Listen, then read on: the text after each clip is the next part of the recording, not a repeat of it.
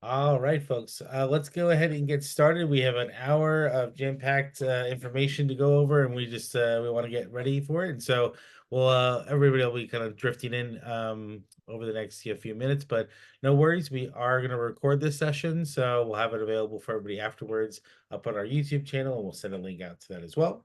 But first, hi everybody. Welcome to today's event. My name is Ryan Burns. I'm the head of community here at the Startup Network. And we are really thrilled to have you join us for this insightful session hosted in collaboration with our friends at Birchal. At TSN, we are dedicated to supporting founders from the very beginning of their entrepreneurial journey.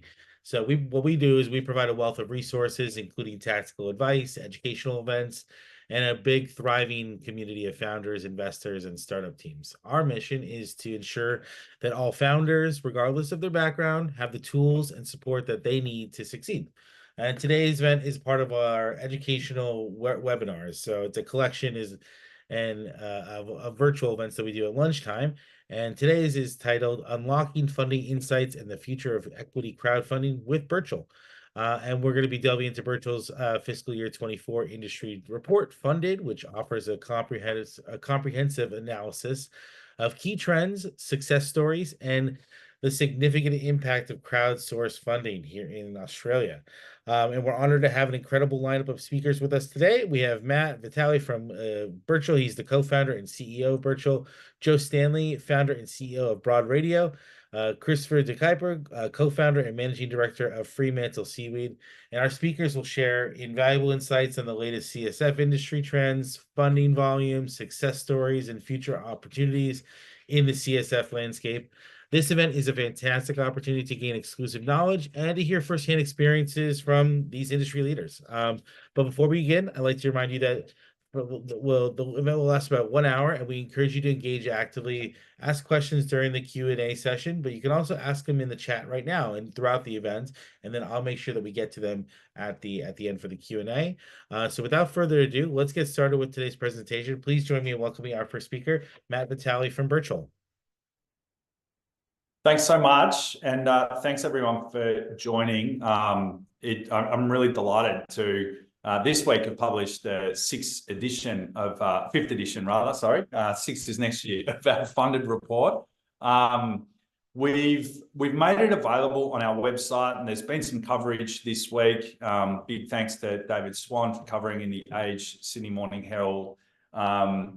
And it's packed full of insights. We don't have time to kind of go through every part of the report today. We've pulled out some of the kind of key themes. So this is a nice kind of first time supplement to the report, but I definitely encourage everyone to download it and have a look if you haven't already. You can also access our reports from previous years as well. And you might spot as well that this year we've included some commentary and insight from overseas markets, particularly from the UK, the United States, and Canada as well, and also some stories from investors that have been active and had experience with CSF, both in Australia and equity crowdfunding overseas. But we're also really lucky today to have a conversation with Joe Stanley from Broad Radio and Krista Cooper from Fremantle Seaweed, both who completed really awesome, successful campaigns. So there'll be an opportunity for us to hop into a bit of a conversation after we unpack the year, and an opportunity for everyone to ask questions as well. Thank you for joining us. There's been a lot of interest in this session. Let's see if I can do this. Brilliant.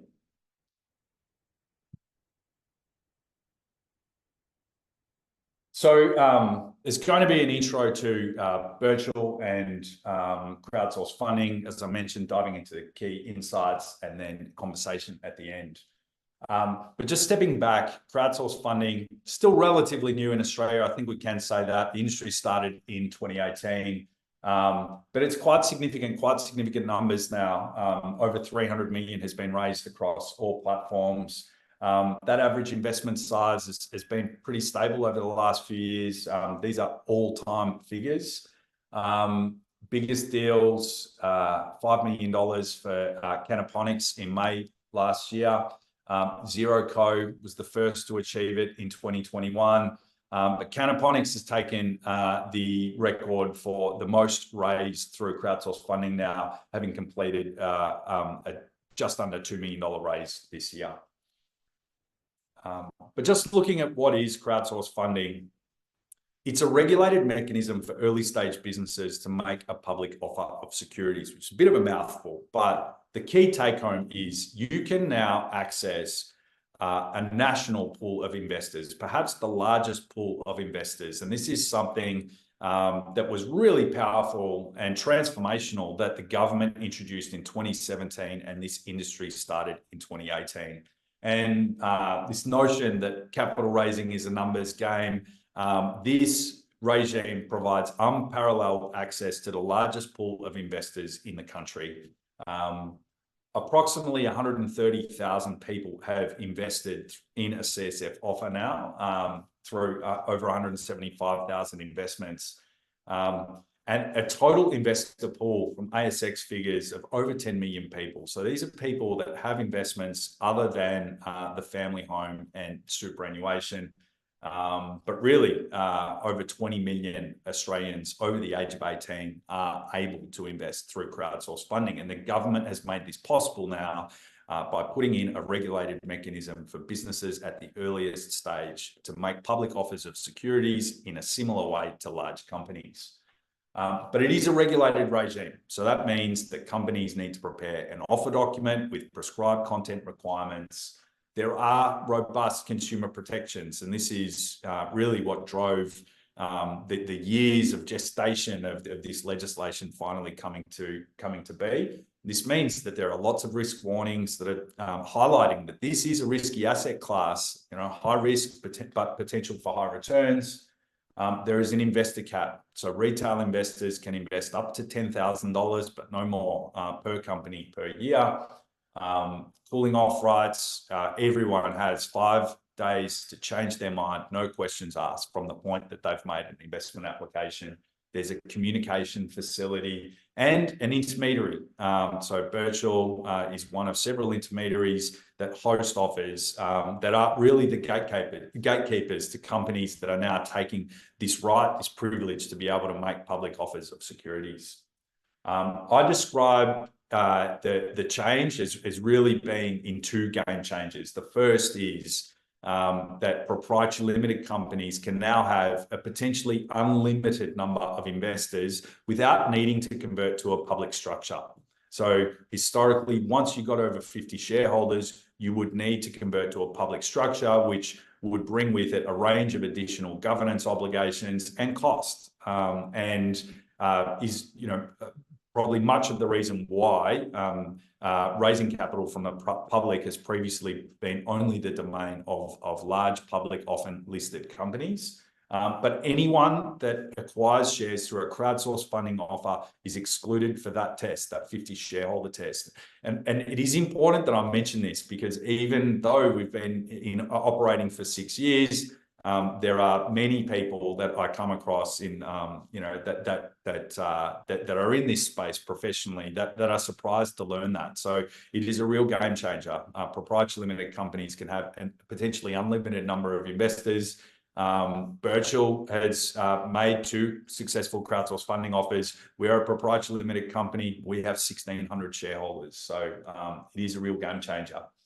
The second is that these offers can be advertised broadly, really in a far more liberal way than many other offers of securities.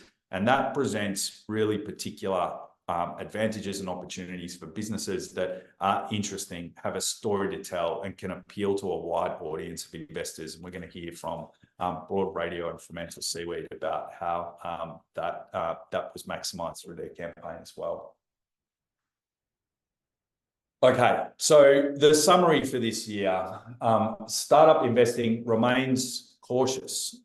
We are all acutely aware of the challenges in the market for funding startup and innovation, but there is still incredible positivity and resilience in crowdsourced funding and among founders and investors that are willing to back them. And crowdsourced funding remains a key source of funding. All indicators are up.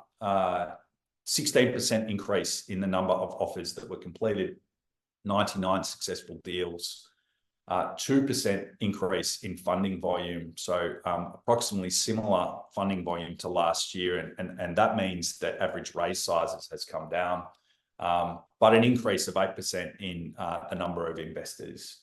So activity up and deal sizes down.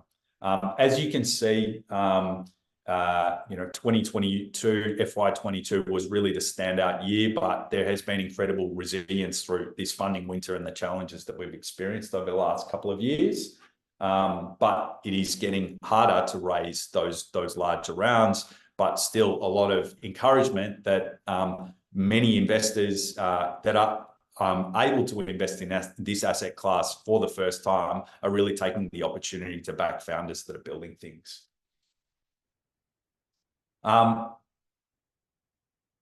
More companies that are growth businesses that have more than $1 million in reported revenue are coming to crowdsource funding, and 46% of the companies, actually this is not a later slide, but 46% of the companies that raised through crowdsource funding had $1 million in reported revenue, and this is increasing. So we're seeing a maturity of businesses, but the next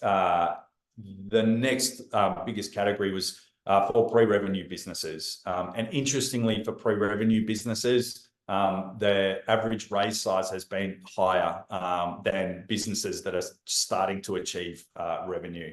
And I find this interesting, and I talk to companies sometimes about kind of characterizing your revenue. If you are an early stage of raising, then talking about the revenue that you've achieved, if it's through a pilot or through early testing, is not necessarily being indicative of how your business model is designed to work. But in terms of the top 10 raises, we've seen alcohol has been a strong category again, with Hellier's Road, a Tasmanian whiskey distiller, a very strong brand in market, raising over $4 million on market. Medigrowth, a medicinal cannabis business, and medicinal cannabis was another strong category again, raising $3.5 million about 12 months ago. And Naked Life Spirits, very early in the financial year, a non-alc brand, a very strong brand with lots of support, raising $3 million. Over 14 raises raised over $1 million, which was similar to last year. And Birchal had a strong showing among the top 10 this year. In terms of the most supported industries, very similar to FY23, food and beverage had another strong year. And I think the story behind this as well is that craft brewers, it's been spoken about a lot, the challenges in the craft beer industry, not just for crowd-funded businesses, but across the board, has meant that many of them have not brought their opportunities to market. But food and beverage has still been a really strong category, even without the presence of craft brewers. Healthcare, which has been predominantly medicinal cannabis, another strong year. Sustainability, interestingly, manufacturing, and both of those raises, I think, were from Tasmania. The other interesting insight is the growth in app-related deals on the platform, a total of 7, but by and large, very similar spread of activity across industries. Okay, so in terms of states, Victoria achieved the highest amount of funding volume with 21 million raised. New South Wales had the greatest number of offers with 33, and Tasmania made an amazing return after a few years of not achieving any results for crowdsourced funding. We hosted X-Hemp, so Andy Lucas's business, which did an amazing raise, but also Hellier's Road makes up a big part of that funding volume. All other states really saw declines in an increasingly challenging market. In terms of platforms, there has been some movement. Birchal has achieved a similar amount of activity as its share of total funding volume. But we did see some movement and a new entrant in Swarmer moving into the top 3 for the first time.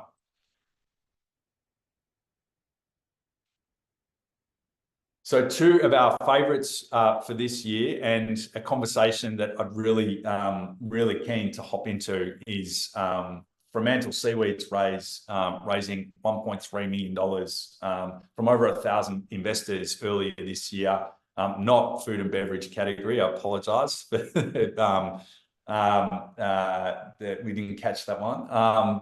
And then also Joe Stanley from Broad Radio, which raised over 380,000 from over 280 investors earlier this year.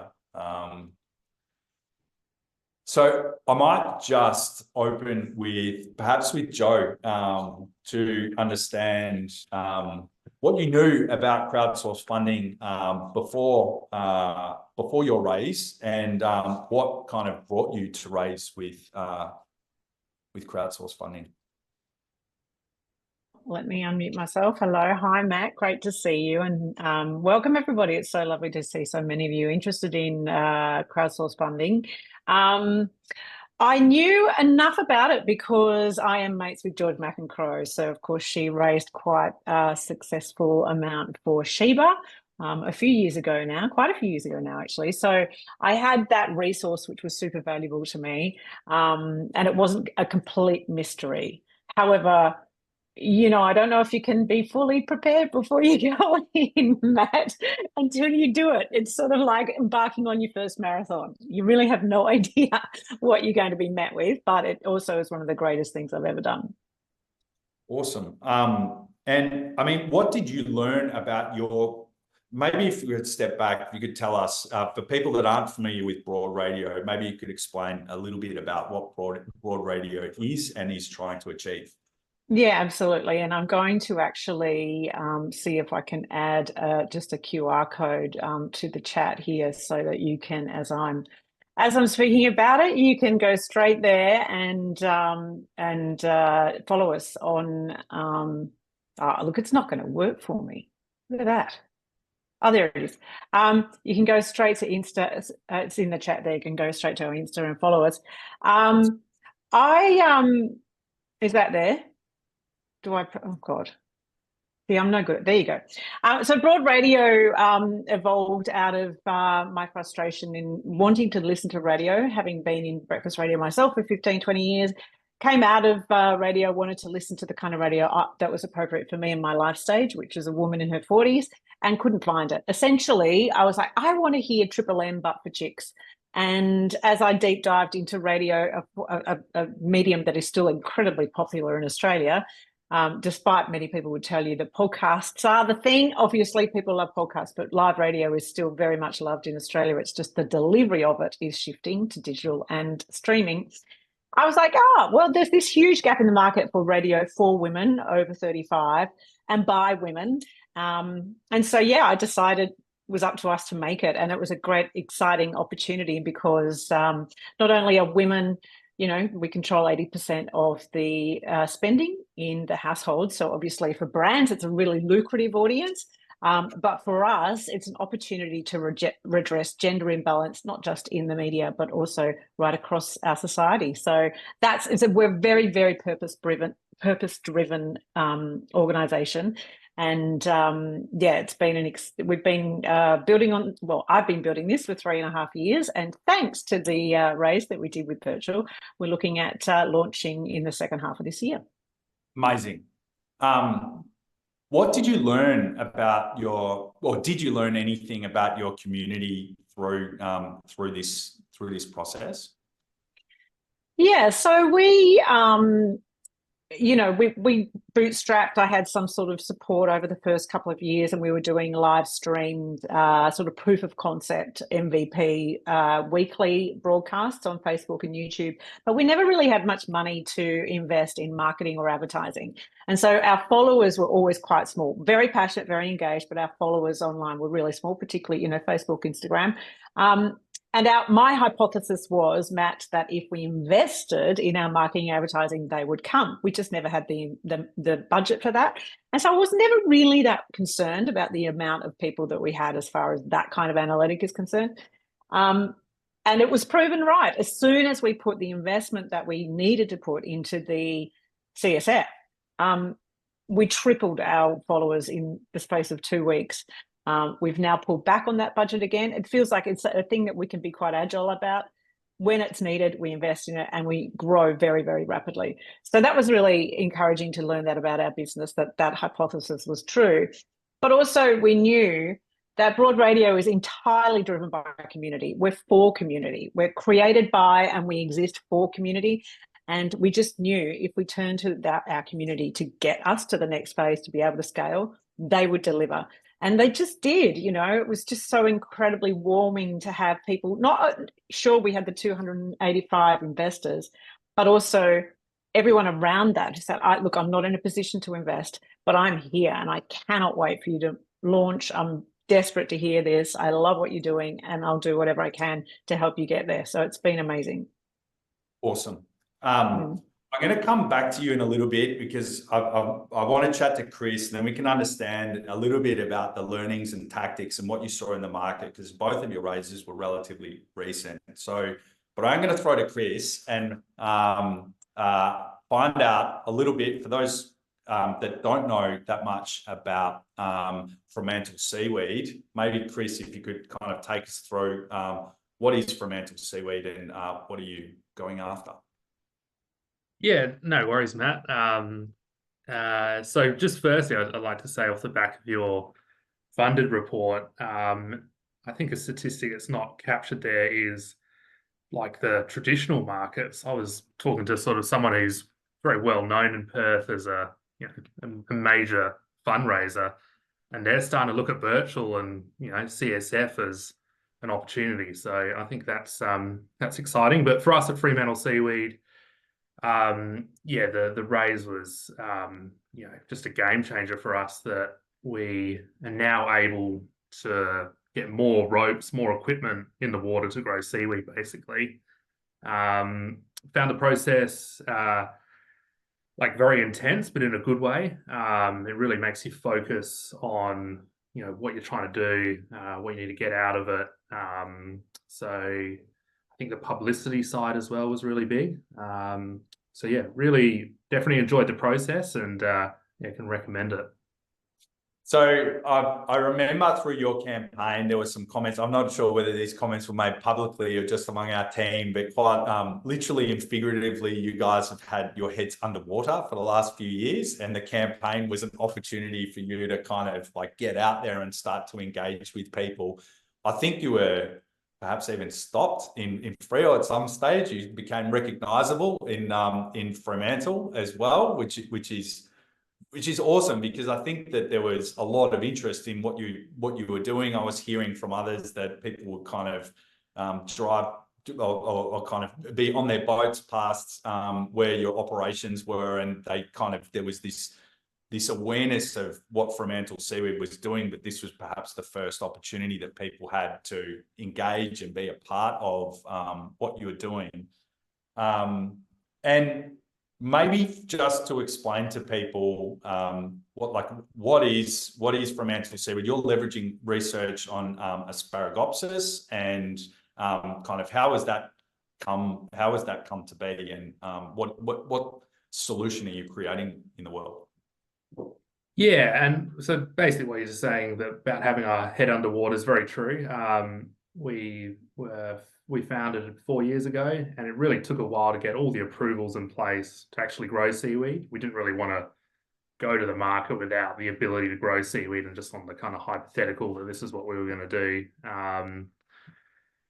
And yeah, it's based off of some research that was released in 2020 by CSIRO.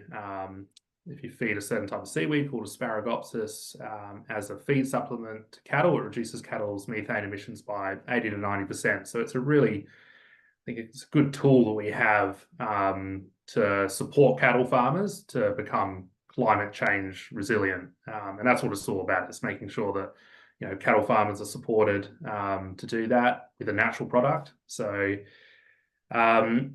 for us, that looks like a seaweed farm. So we've got an aquaculture lease just in Freo. So yeah, we're quite recognisable here. Fremantle's a very progressive place, I'd say. Lots of people really want to do something for climate change. And we also have a lot of local investors who saw what we're doing and went, oh, finally, someone's doing a seaweed farm. But growing seaweed in the ocean is tough. There's a lot of equipment involved.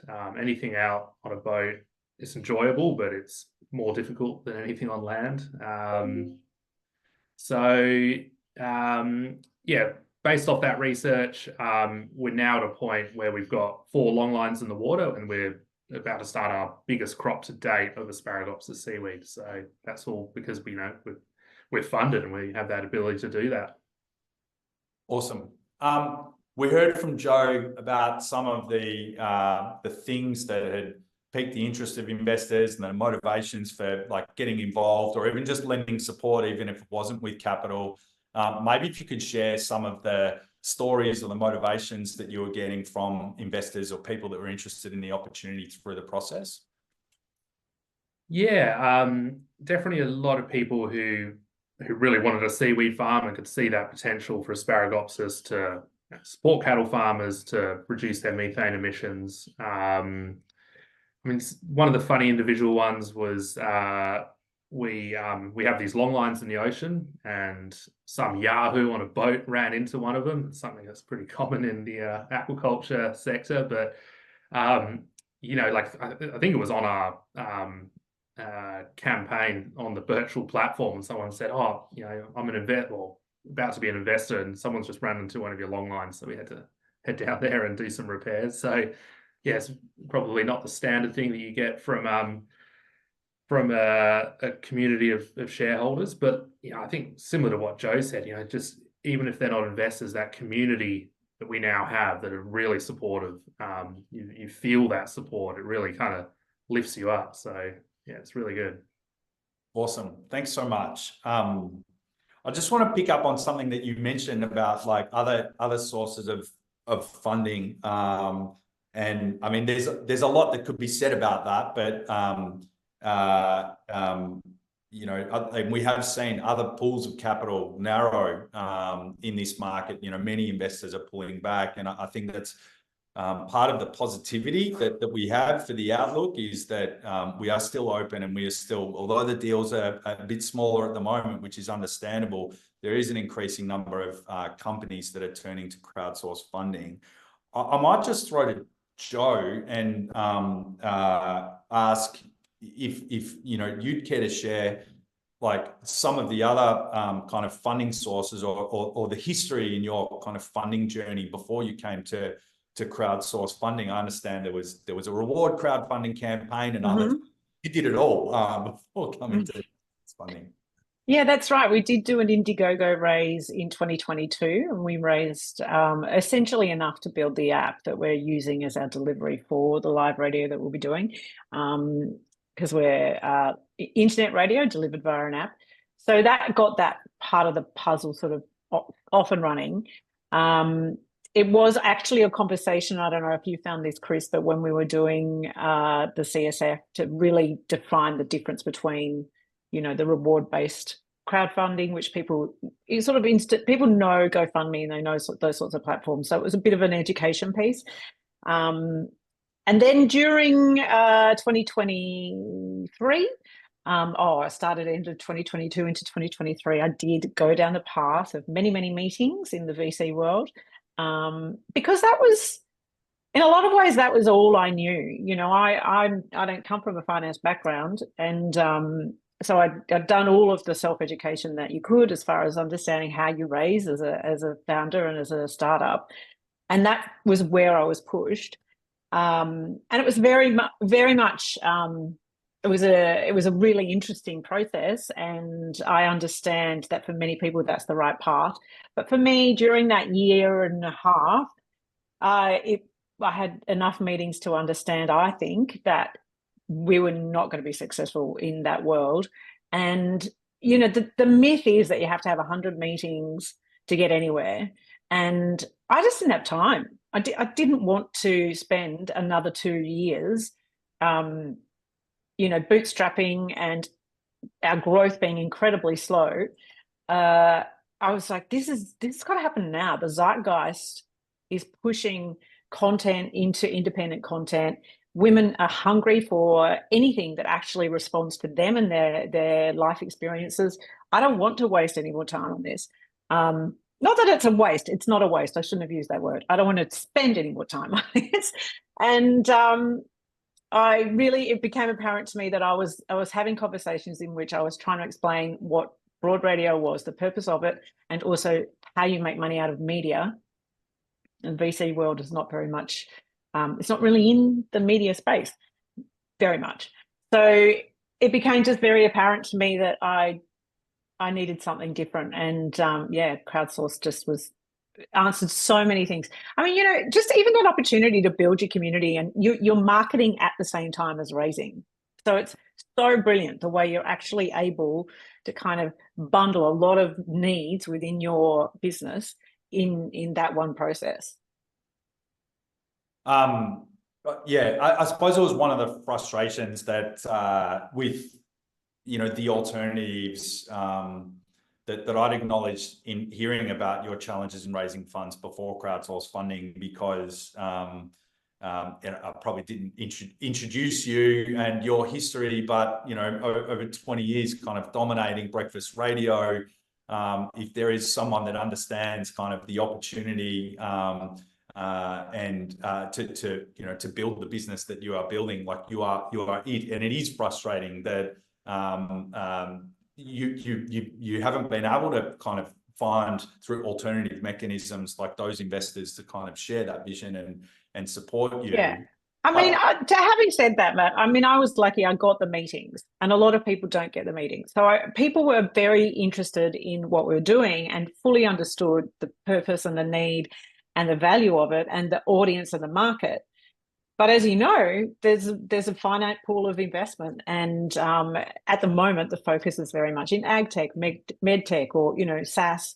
And we were none of the boxes. We just didn't sort of fit.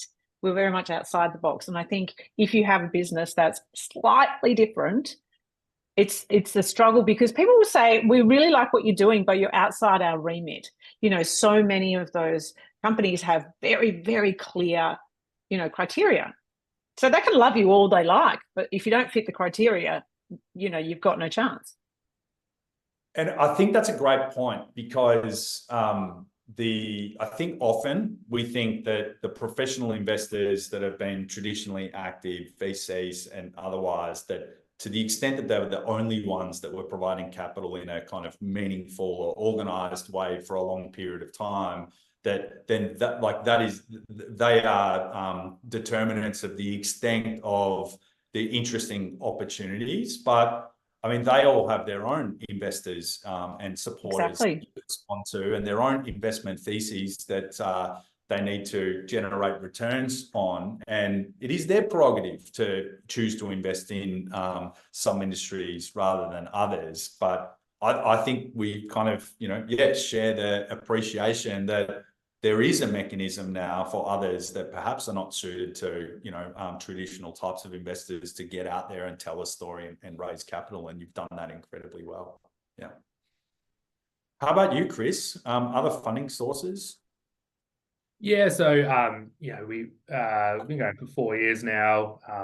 We have an angel investor, or a couple of angel investors, which has really helped us, get ready to do a CSF campaign. And bit of a story there is I turned 5 crayfish into 100K to fund the CSF round. I'm sure they were going to invest anyway, but it was a private equity group, and just sweetened the deal with 5 crays, so 20 grand a cray.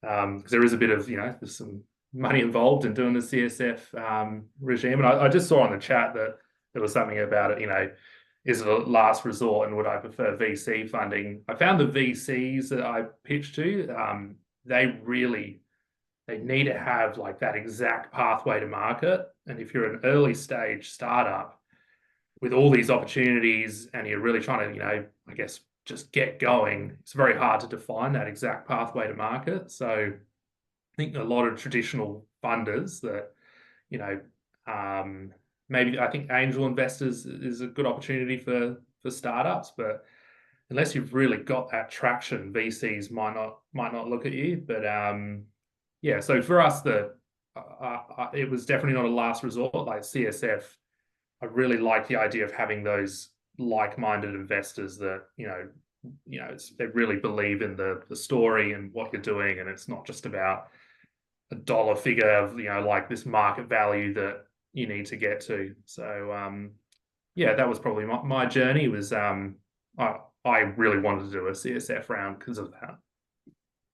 One of the other interesting dynamics about your raise, Chris, I thought was the support that you've received from the WA government and match funding, and kind of how that was perceived or leveraged or kind of enticed investors that were interested in your opportunity. Maybe if you could just take us through that a little bit. Yeah, absolutely. So it's called the WA Investment Attraction Fund. Back in August last year, we were awarded $4 million. Awesome, but couldn't get my hands on it until we could get match funding. So I guess for any new investors coming on, they saw it, it's de-risk because there's that government level of due diligence, and that was CSF campaigns are challenging, but yeah, dealing with government to get through a grant contract, it's just a whole other beast. But so we have that support from the government.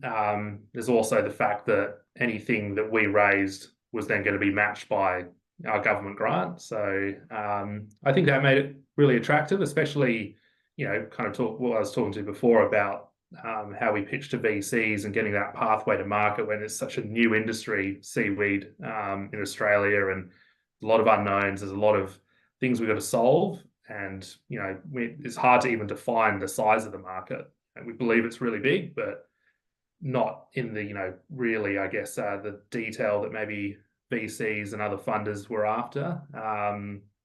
So yeah, it's probably a de-risking, I think, the grant.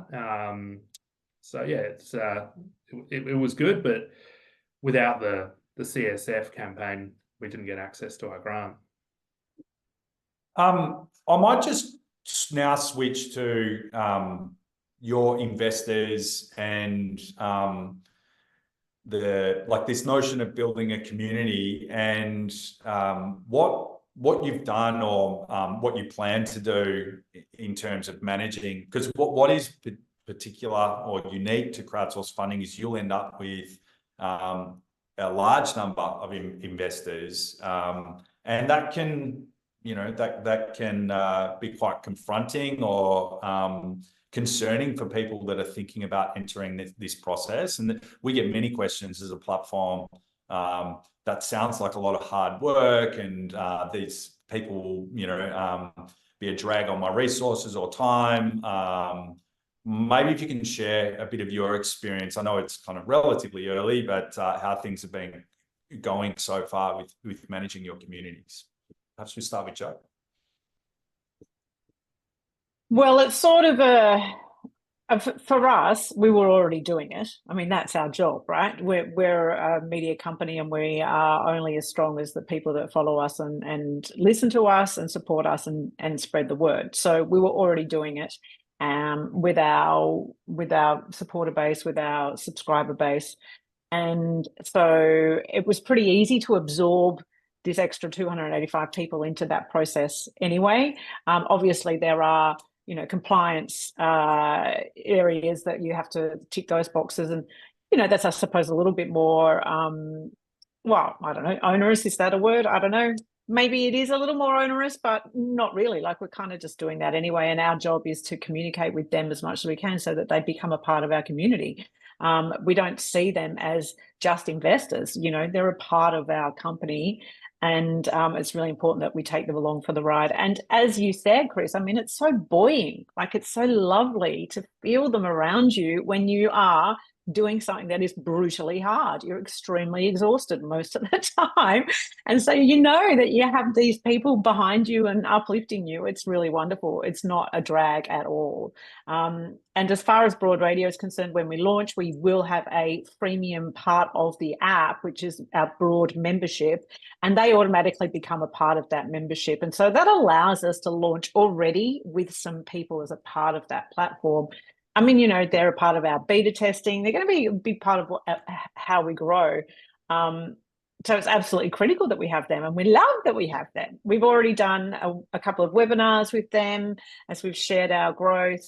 And they're always so encouraging, and they have great questions. They really sort of hold us accountable, which is really important as well, because I need to know. I mean, you know, you're only as good as your last research, really. So I need to know constantly what our audience is feeling about what we're doing. So again, they form a big part of that. So I suppose for people who have never had that front-facing relationship with their customers, it might be quite new, but you have to do it at some point anyway.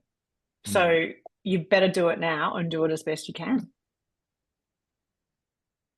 Awesome. How about you, Chris? And I suppose it's interesting, and I totally get, you know, from Joe, from your perspective, you know, we often say to people, you get out what you put in, but getting out for you actually supports what your business is trying to achieve. But Chris, I don't know that you have end consumers. You're selling asparagus in the Freo general store necessarily. So, but what has been building this community been like for you, and what opportunities do you see? So I'm not a digital marketer. I'm a seaweed farmer, and I had to learn pretty quickly how to use MailChimp, and I absolutely failed the first time. I sent it to everyone I've ever sent an email to. Some people weren't too impressed with that. And it was like one of those emails where it was like, you know, congrats on being an investor, or thanks for being an investor. And there was all these people like, what? We're now investors. So I've had to learn pretty quickly MailChimp. It's going a lot better now that doing the quarterly newsletter. I think it's good for us to showcase what we're doing, because, you know, we're just, you know, out in the water so much. Kind of like what Joe was saying, you're just, you know, you're so focused on what you're doing. So it's good that then the community that you've created can, you know, see what you're doing, which is really good. One fairly unique thing we're about to do is doing this big crop of Asparagus seaweed. It's kind of going to be all hands on deck for the next 4 months. And there's a lot of investors actually pretty keen to, you know, jump on the boat and do some seaweed farming. So we're going to enable that. It involves a bunch of insurances and getting the vessel to spec to have passengers. But I think it's pretty exciting. There's, you know, people it's not just about investing. It's not just about being a part of the community. They want to be out on the boat, hauling long lines, getting covered in seaweed. And it's it's a pretty unique experience. So we're excited to offer that. And yeah, it's just one of those, you know, we wouldn't have had that otherwise. I can't imagine the head of a VC fund getting, because one thing people think seaweed farming is, you know, you're out in the water and it's lovely. You get covered in everything. Like everything grows on those long lines. So probably wouldn't see maybe the head of a VC fund doing that, but maybe, you never know. That's awesome. So getting acquainted with like mail software, I'm keen to know, in terms of inside the campaign, what were the things that you found surprising, and also what worked, what just kind of gave you energy through the campaign, and perhaps what kind of sapped your energy too. Maybe let's stay with Chris for this one. Yeah. Okay, so what worked really well, the digital marketing campaign, doing it right, getting a really good partner. We had a really good videographer. We're really happy with that we were able to tell our story. You know, I think that came across really well. People would see that we were taking action. We were out there on the water, hauling long lines, out on the boat. I think that worked well because, you know, the different we did all of our digital advertising through Facebook, Meta, and Instagram. So that, that targeted kind of story, and sometimes it was just a little one pager, or sometimes it was the video. Like we had, from what I understand about digital advertising, but the advertising agency said we had really good engagement from that.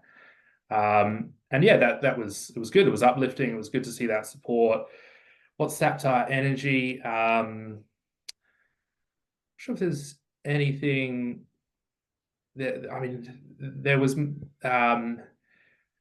one thing I'm struggling with at the moment is the reward side, and we did get warned this, so we've there was different tiers of rewards, and one of them was t-shirts. And I tell you what, trying to get the sizes of 250 people's t-shirts, like, and there's another level of digital advertising. Anyway, I failed at that. My wife's helping me now. But I was like, it's probably sapping her energy more than mine. I wouldn't say anything sapped my energy. I had a good time. There's a lot of work, but it's good work, because you're getting something out of it. You're learning more about yourself and the community around you. How about you, Joe? Well, we also are in t-shirt hell at the moment. I don't think that we recommended that either of you put t-shirts out. Like, it's not. But yeah, I think we're in the process of marketing ourselves. So we already had the t-shirts. We've done t-shirts in the past, so that was fine. But it is the process of getting the sizing and all that is a process, most definitely. And we're found. I won't go into the nitty-gritty of how hard t-shirts can be, but certainly you do need to be really careful with what rewards you offer, because you need to know that whatever you offer is going to cost you money. So obviously you don't want it to be onerous, you don't want it to be costly. But you want it also to work for you, as the whole of the campaign did for us. It worked for us, and really we just, again, the digital campaign, same as you, Chris, was just critical and amazing, and we had a great agency that ran that for us. We learned a lot about why people love what we're doing, and we had great connection, great conversations ongoingly, was constantly messaging backwards and forwards with that community as it was growing as well, which was really amazing and such a joy. Probably the most draining part is the back end, where you are having to personally reach out to all of your expressions of interest, and that grunt work, that leg work that you have to do is absolutely exhausting. And you've already had a full day of marketing yourself and doing all the various, whatever, all the things, and running the business as well, and then you at 10 o'clock at night, you're still sending emails, and you're still, till midnight. It's brutal. So just be aware that it is really, really difficult, but it's for a finite period of time. So, yeah. And the rewards are great. Yeah. I think what I'd say about that is the campaigns that do really well are the ones where the founders, like both of you, have really kind of leant in and done that, and kind of worked the list and really kind of made the effort of like speaking to everyone, or attempting to speak to everyone. And it is hard, but being available and having conversations with people produces great results. And it's one thing that, in a challenging funding environment, that we're reminding founders of, that there is an opportunity to raise capital. People are still willing to, to back founders. What I hear from investors is the opportunity for direct engagement with founders is something that is pleasing and not as common with other types of raising. This access to people like you, people that are out there doing something positive and building something, is something that inspires investors, and they really like about the process. So as exhausting as it is, it does deliver the results, and it's what I like to back you. But also what was so wonderful from that was the amount that actually got back to me, and I was able to lock in a time to get on the phone and speak to them and learn about them and learn about why they're interested. What is it that we can exchange as a community, that is useful to them? It's all about reciprocity, and we're here sort of, as a community, building women's voices. What voices do you want to hear? Like, it's all learning, right? And those conversations I would not have had if I hadn't been sending those emails. And they were an absolute joy, every single one of those conversations. Awesome. So this is one of the questions that I can see in the discussion forum, and it's kind of related to this point, but and this has come up a bit, is that angel investing, this notion that angel investing often is, it's partly about the capital, but it's more about people being more willing to be involved in the business, either involved in the business formally or as an advisor, and really kind of there to help you. And, you know, I mean, the question is, do you miss out on that with crowdsourced funding, and could you compare and contrast the two? I've got my own views, but I'm keen. Let's start with you, Jo. Well, I do have a couple of angel investors that have been with us right from the beginning, and they are very, very involved and incredibly supportive, and I wouldn't be here without them. That's absolutely true. But it's a different kind of relationship. I didn't enter the CSF looking for that kind of relationship. I was fully aware that this is a pathway to new audience, to new groups of investors, to large investors. And when you talk about pool of investors, Matt, to me, I hear that as community, my community. And so I just didn't have that expectation, I suppose. It's not something I would compare as the same, that it's not comparing apples with apples. How about you, Chris? Yeah, so also have angel investors have been very supportive from the start, and one of them is on our board and has gone through other CSF campaigns on Birchal with Got Cakey. So it wasn't their idea, but they were very supportive, you know, because they saw how it can work really well. You know, so we have basically a mentor who is, you know, very on board with the CSF way of funding the project. And then, yeah, I think pretty much echoing what Jo said, it was, yeah, we weren't after that mentorship, but it is important to have, you know, if you're early stage startup, definitely try and find those people who can give you advice. And it might not be investment, but it might be really good advice. Yeah, I'd recommend finding someone to be that person for you. I think from where we sit, having seen so many campaigns and hearing the stories from you know, other founders, there have been many instances that we're aware of that people that have invested through a crowdsourced funding offer have then kind of been involved as an advisor to the business, and they're really there to support them. So it definitely does happen.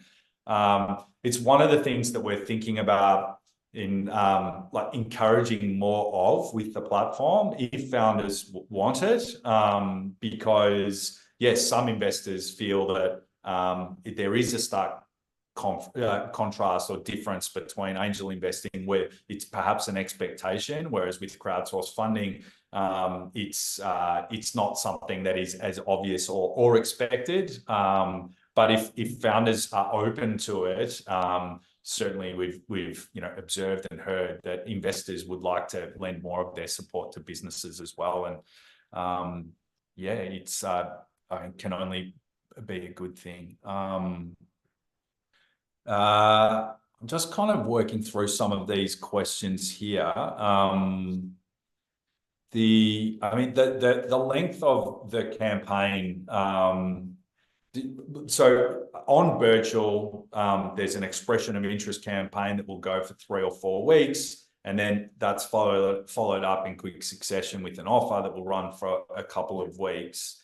I know that other platforms kind of do things differently, and these, as an industry, these offering windows have shortened or narrowed over the years.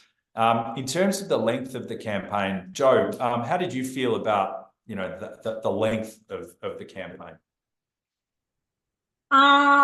We did have conversations actually with Emily about this. You know, we were sort of felt like, because you have your Emily from Birchal, I should say. She was our campaign manager. Amazing. So you have your EOI period, which was, is that 3 weeks? I can't remember.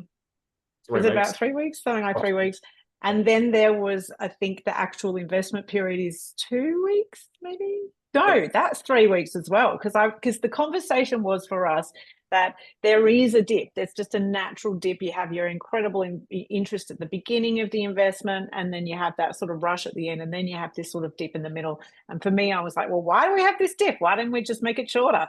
Let's make it the rush and the big excitement, and then there's a rush and you're done.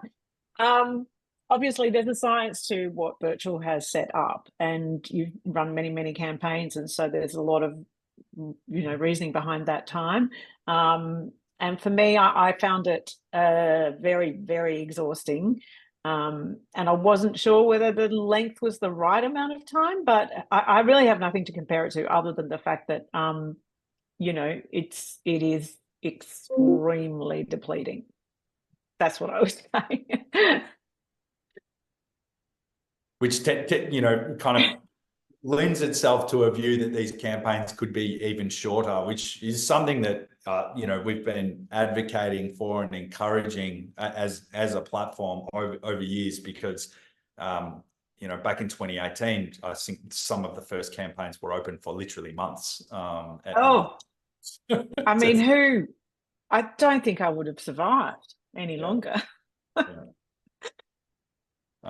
Chris, what are your views on that campaign length?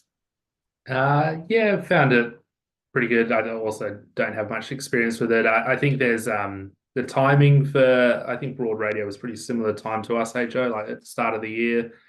I think, that's probably something that, is key to it as well, is, like we were told has, a fairly good time to do it. I'm sure it's always a good time, but just there wasn't too much other stuff going on. You need a lot of time as well to prepare. There's a lot of documents to write. Maybe some people outsource that, but I wrote all the documents, the investment offer, and there's a lot of reviews and making sure that is correct and compliant and everything. So and probably I guess it depends on your personal circumstances at that point. It was just before the birth of my second child, so I still had quite a bit of energy. I've done it now. 3 hours sleep a night, maybe not so much. I'm just mindful of time, and I want to make sure that we're covered off all of these questions. And I think we've done a good job of getting through most of them in one way or another. I've got one here to Chris. How do you compare with Ruminate? Yeah, so Ruminate is so what we're after is called bromoform. So Asparaginopsis seaweed has bromoform. You can also synthesize bromoform, so make it artificially. So Ruminate synthesizes bromoform. Another company based in WA, fairly well known that they got some funding through Bill Gates Foundation, I believe. Also Minderoo, so they got some big backers there. Big difference is they're not approved yet as a feed supplement, whereas CSIRO have done all that work to get Asparaginopsis approved. I think, and I don't want to answer on behalf of cattle farmers, but I do believe they prefer more of a natural product. Our product is more expensive to make because we're farming it out at sea, whereas Ruminate is cheaper because you're making it in a lab. But it's I believe there's room for everyone in the market. If you look at that, what we're going to look at in the next 10 to 20 years, like reducing cattle methane emissions is a massive, huge market, hundreds of billions of dollars potentially. So there'll be room for, the synthetic products, there'll be room for the natural products. But the advantage we have right now is we are approved to be able to sell under license from CSIRO Future Feed, Asparaginopsis. And then Jeremy's question here about stats for post-CSF companies, examples, how many went on to traditional raisers. There are many examples. There's one case study included in this year's funded report. It's a company called Thriday, which we helped raise $3 million in 2021. They've since done a follow-on raise with NAB Ventures, led by NAB Ventures, $6 million. They've released their product now. They released a NAB bookkeeper product, which is available to NAB business customers. A real success story, but also a great example of busting a myth, a widely held myth that you'll raise through crowdsourced funding and you may be uninvestable to professional investors down the track. That is not that is not the case, as shown in several examples, and Thrido perhaps the most high profile one. Ballpark understanding what the investment will be for a CSF campaign, flat fee or a percentage of the funds raised. So this goes to Birchal's fees. Birchal's fees are success based, so there are some admin fees up front, setup costs, and our success fee is 7.5% of the total approved investment. I think we've got through most questions. Ryan might have some wrapping up to do, but Joe and Chris, any final thoughts on your campaign and what's next for Broad Radio and Fremantle Seaweed? Joe. Well, my final thoughts on the campaign is obviously be as prepared as you possibly can, and it takes perhaps longer to be prepared than you thought. So I would plan for at least a 3 months run up, maybe 4 to 5 before you actually go live with your EOI. I also want to say it's extremely, it's a really good option, I think, if you're a female founder, particularly. We could talk forever about how difficult it is for female founders in the VC world and in other forms of investing. And for me, I just think it allowed you to step outside. I mean, effectively, what you are as startup founders are disruptors usually, but CSF is disrupting the notion of investment, I think, in a way that really appealed to me as a female founder, because women kind of are trying to shake up that investment world in a way, and it's very difficult. So really, I encourage women especially to consider it, but it is hard, and go into it with your eyes wide open, and it does cost a little bit of investment from yourself from a marketing advertising point of view as well. But next for Broad Radio is that we will be public. We're releasing our app and our live offering in the latter half of this year, in the next few months. I can't really say specifically, but it's coming. So if you're interested, follow us on Insta and you will get all of the updates. Brilliant. Thanks so much. And thank you for being an inspiration for the next generation of female founders. They can't be it if they can't see it. And you've done an amazing job, and it's been an honor to work with you and host your campaign. Chris. Thanks, Matt. Thank you. Chris? I think similarly, my thoughts about CSF is just got to fully commit to it. There is a lot of work with the calling everyone up, but it's rewarding work to do. Definitely, go as what is advised by Birchal to do the digital advertising campaign. I